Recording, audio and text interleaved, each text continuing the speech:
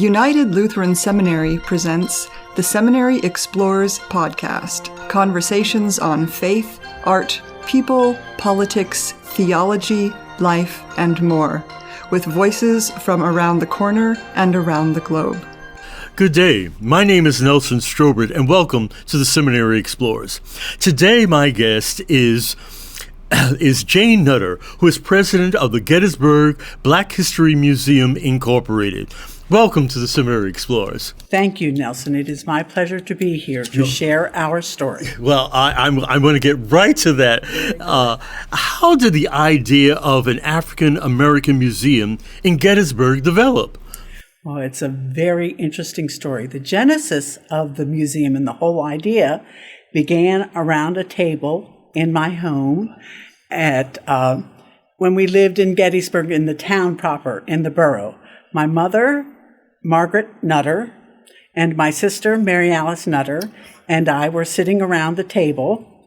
And this table that we have in our family was built in 1863. It has been in our family, and many discussions have been held around that table. Oh my goodness, if that table could talk.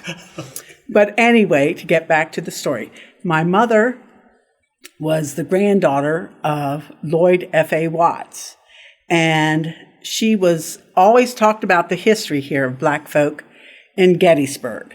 And she said to my middle sister, Mary Alice, this is what she called her, Mare. She said, Mare, there's a very, very important story here about Black history. There was a vibrant Black community here in Gettysburg. Somebody needs to tell the story about the Black folk that lived here in Gettysburg because they helped to make this town. So from that point, Mary Alice, as she oft did, she took that to heart and she said, okay. So when she retired, she said, this will be a mission of mine because it is very important. Heretofore, the story had never been told about the vibrant Black community here in Gettysburg. And it's not just based on the Civil War. It's based on, from when Black folk came here in the early 1800s to the present day. And so she worked very hard. She gathered some folks together, and they worked diligently to make sure that this museum came to fruition. Could you identify some of these people? Surely. Some of you that are listening may know these names. Jean Odom, who was the executive director of South Central Community Action Program. I remember her well. Yes.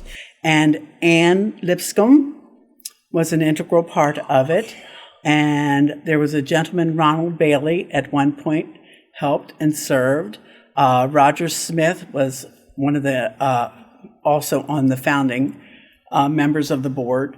And Richard Thrasher, who's a local lawyer, gave advice and guidance, as well as Bob Bonner, who was a local CPA, who provided financial guidance and support. So those folks, it was a very small cadre of folks, very grassroots, very, very grassroots. And mind you, this was about 20 years ago. And at that time, nobody was telling the Black story, the Black history story of Gettysburg. No one was telling it. So Mary Alice, as I shared, our mother said how important it is to share this story for everybody because it's American history. Yeah, it's American history, yes. And I know when I was a student many decades ago, I had never heard the story. And it's very important to note that it's a grassroots organization. This was all born out of folks who knew that there was a story to share here. And I have to interject here. Mary Alice led this and was very, very committed to making sure that it happened. And she became ill about 3 years ago. And when she was getting ill, she asked if I would continue on with the mission. And I said I would. So that is why I am here now. Okay. Well, that leads me to my next question. And that is, some people might say, what is the need for the museum when African Americans are represented in the visitor center? How do you respond to that? Well, first of all, as I shared earlier, this isn't just about the Civil War time. This is just a broad stroke of the history of Gettysburg. of the black folk that lived here in Gettysburg since the 1800s. Yes, black folk here were members of the United States Colored Troops. So, and you don't often hear that, which is no, you don't. really, really baffled me because this is a town that talks so much about the Civil War. You know, that's our claim to fame, the Civil War. Right. And the battle that was fought here. And there were many black United States Colored Troop folks, black men that enlisted from Gettysburg, and they are buried in Lincoln Cemetery. And not at the National Cemetery. Okay. In Lincoln Cemetery, because the cemeteries were segregated. But anyway, getting back to what you asked, I'm sure the Visitor Center covers the Civil War years. We go beyond that. You know, it's from the 1800s to present. And we're not just about the Civil War. We're about the social justice activities that happened in town.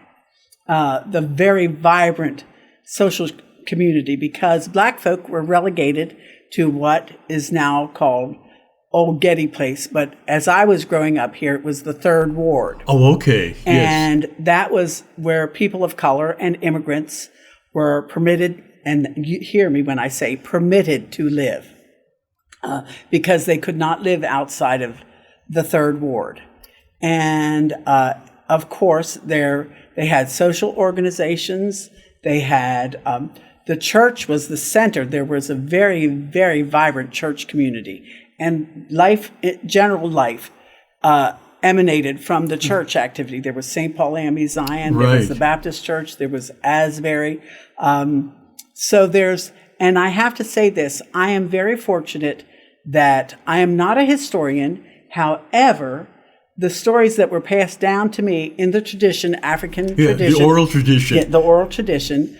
Every story that they've shared with me has proven to be true, which is, you know, in the black community, which is how the stories are passed on. Right. So we've tried to capture the essence of the black community here in Gettysburg. Okay, thank you. Who are some of the people highlighted in the museum? Well, there's, you know, we always hear about the Biggs family, Basil Biggs. We hear about his family. We hear about Lloyd F.A. Watts. We hear about him. But there were so many others in this community. You know, there were the Craigs. There were the Mitchells. There were, the Carters, the Stantons. Now, are some of these families still in the Gettysburg area? Some of the descendants are still here, but most of them have moved on. Oh, okay. Yes. Or are no longer living. That's right. So, yeah, that happens. Mm-hmm. That definitely happens. And again, another reason for carrying on this story, this history, because as families move and spread, it can get lost. It can get lost. When you think about Gettysburg and the African American community, when I heard you speak several months ago, you talked about this vibrant African American community. What made it vibrant? What was going on? Well, you know, as I shared with you, I was very fortunate to be able to listen to the stories shared by my mother and her siblings. And they would sit around when they would gather, because they all lived in different areas, and they would gather together and they would share stories about their growing up. And I would listen to those stories. And they talked about, as I shared earlier, the church was really where most of the social activity emanated from. Right. So they would have church socials. They would do but then I also heard about there would be parties. Oh, okay. There was an Elks Club. Oh, there was, yes. Now I remember hearing about and having visited the Elks Club when I was a student, decades ago. There was Black American Legion, which really always baffled me, because the black men and women of Gettysburg always served their country. I mean, always joined the military service. But when you look at it, they had to have a separate legion. Now, thank goodness, because of times, it's an integrated legion here. Oh, okay. American Legion Right. here. In fact, the past commander was an African-American gentleman. So, I mean, times have evolved, and I think it's wonderful. It's no longer separate. But I often thought, growing up, so many of the black men here from Gettysburg Right. and women went on to serve. But when they came back, like from World War I, World War II, they couldn't go into a restaurant downtown. But here they were serving their country, putting their life on the line. Exactly. That really reiterates what you were saying, that this African American museum is part of America's story. It's not relegated to only African Americans, but it's part of the American story. And I think it's very important for me to say, when you asked about a vibrant community, it has always been truly, when Hillary Clinton said it takes a village. Yes. Well, we were a village. That the Third Ward, growing up there, it was wonderful because, and there were different religions. There were Jewish folks, Catholics, Protestant, and it was and there were immigrants there. Okay. See, because that's the Third Ward. That's where people were relegated to live. And the wonderful thing is, over time, I've seen it change, that people of color, Right. if you can get bank loans now, and you can buy homes now. So that's changed many things. But back then, when we couldn't, the folks, because they couldn't join the other organizations, they couldn't go to the other churches, which really is amazing to me, they made their own community. Right. Now, they had to work. Many folks worked as domestics in the white homes here. They worked at the Gettysburg Hotel, the black men as porters and bellmen. And that was back in the 20s and 30s and 40s. And there was a factory here, and they did that. Now, early on, the early folks, there were black farmers here. And this is a story that really really piqued my interest. As growing up, I would always hear my aunts and uncles talk about, they called him Grandpap Watts, that he owned land out on the battlefield. Oh, well, I came to find out that yes, indeed, there was, the Watts family did own land. It was beside where the Warfield home is. Their farm was beside theirs. And that kind of history should be shared with young people. My background is education, early childhood education. And it's so important. I mean, growing up here in history classes, I never heard anything about the United States colored troops. And you're living here in Gettysburg and being educated in Gettysburg. Right. I didn't hear about it from the schools. I heard about it from other black folk in the community and my family, but never from the schools, which really baffles me because this is a town where the Civil War is its claim to fame. Yeah, indeed. The Battle of Gettysburg. Right, exactly. When you think about the museum, I'm looking around for our listening audience. I'm looking around because we're recording here.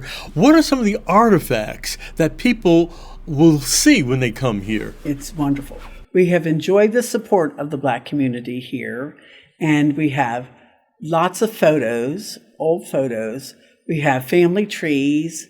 We have musical instruments. We have furniture. We have china. We have writings. We have lots of things. Medals. We have flags. We have things that folks, and stories, because I think the stories have to go on. And those stories cannot be discounted. They cannot be discounted. And in this day and age, they're discounted if you don't have the history degree or if you don't have that behind you. But I'm going on the oral tradition of African Americans, and I must say that we do research what we share here. Okay. And you said they're documents. Are there diaries or letters Yes. that people might see? There and is. observe? We have ledgers from Lloyd Watts. He was a deacon at St. Paul AME Zion, and of course they didn't have computers then or typewriters, Right. like that. So his handwriting was beautiful. So there are about 20 different ledgers of the meetings that they held there, and they are very interesting to read. Plus, we have letters. We have a letter from which was donated to the Beyond the Battle Museum here, from James Thomas when he served in France during World War II, writing back to his sister saying how lovely the French people treated the black soldiers. However, they were not treated so well by the white soldiers, which was very interesting. What was going on in America, Right. on American soil, stayed on European soil with the white soldiers. Correct. So we have photos, we have actual physical artifacts, we have other ephemera here. It's very interesting. We wanted to tell a story. It's very grassroots. It's not tech or high tech or anything like that. It's just telling the story. Oh, that's it's amazing. More questions just keep coming in my mind. But how did you collect these artifacts? How did you go? Did you advertise? How did people respond? Well, I'll share this with you. This was before my tenure as president. Mary Atlas, there's something called Back to the Burg every year that the black community holds, and she would go speak to them and talk about what the museum was going to be, and she would contact them and they would give her stuff. So that's a high honor and a great responsibility of ours to take care of these things so that the stories can continue. It's so important that all people hear the story, the Right. American story, the American history story Exactly. of Gettysburg. Oh, and so now are you still collecting materials? Oh yes, we still are getting things. People now, of course, at the beginning there was a real push. Oh yeah, right. Now folks have things and they do donate them to us. Yes. Oh, that's really good. Really Yes. good. Now, practically speaking, where is the museum located, and what are your hours? Okay.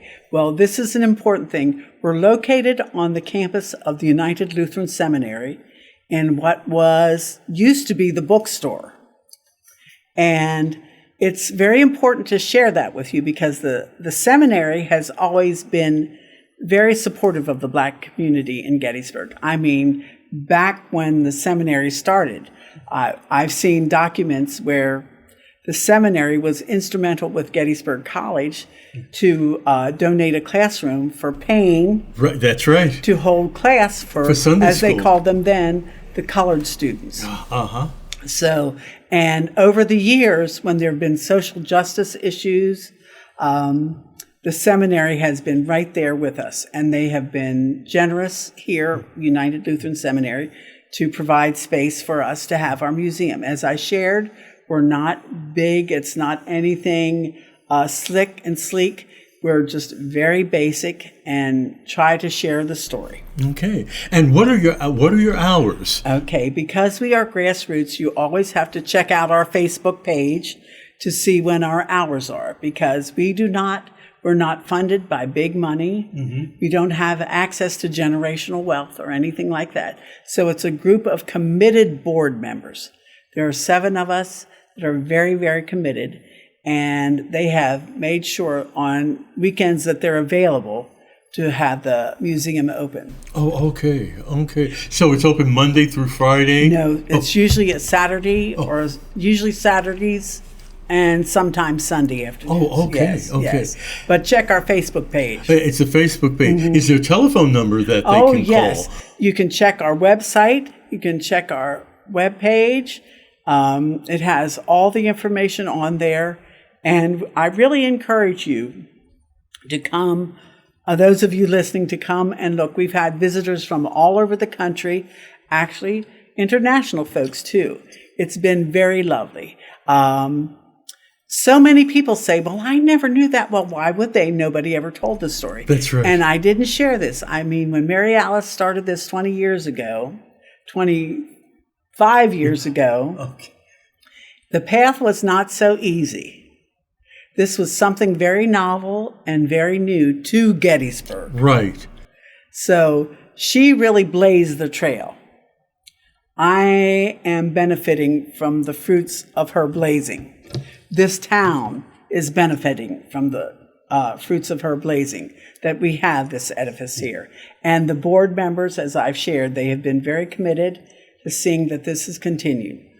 Well, we all have benefited and will benefit from the efforts of all you Gettysburgians in the community who have supported the establishment of this museum.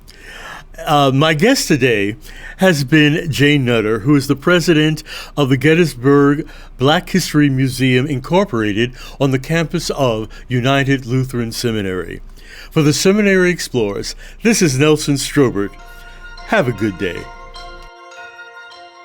You have been listening to The Seminary Explorers, a production of United Lutheran Seminary with campuses in Gettysburg, Pennsylvania, and Philadelphia, Pennsylvania.